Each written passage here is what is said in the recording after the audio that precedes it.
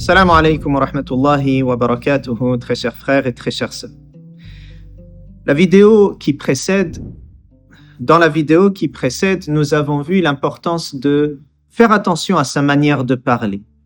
Ta manière de parler, elle en dit beaucoup sur toi. Et aujourd'hui, nous allons insister là-dessus avec deux terminologies du Coran. La première est dans le verset 2.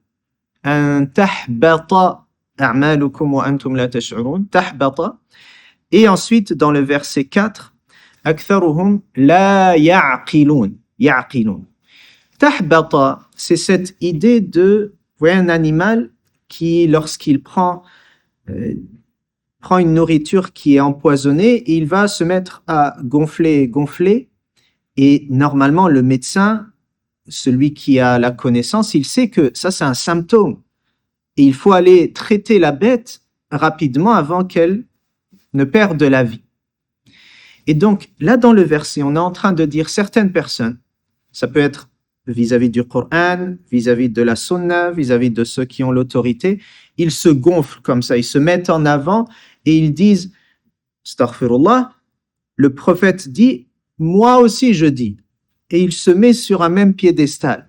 Et il pense que de cette manière-là, moi je suis le penseur, le philosophe, celui qui est dans l'académie telle, la chaire de recherche. Moi aussi, moi je.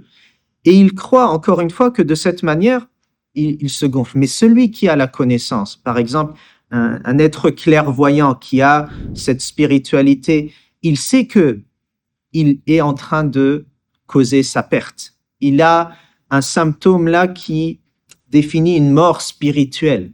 Où est le rapport humble au prophète sallallahu alayhi wa sallam? Il y en a, comme je disais, même par rapport au Coran.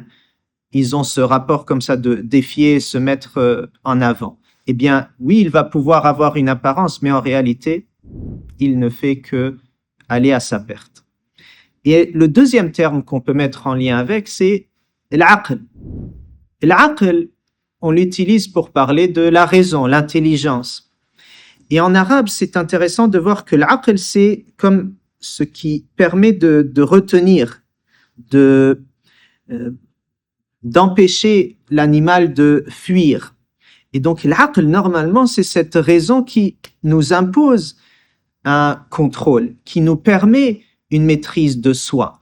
Donc, celui qui fait preuve d'humilité, de respect, c'est quelqu'un qui a dompté sa personne, qui fait preuve d'une grande intelligence.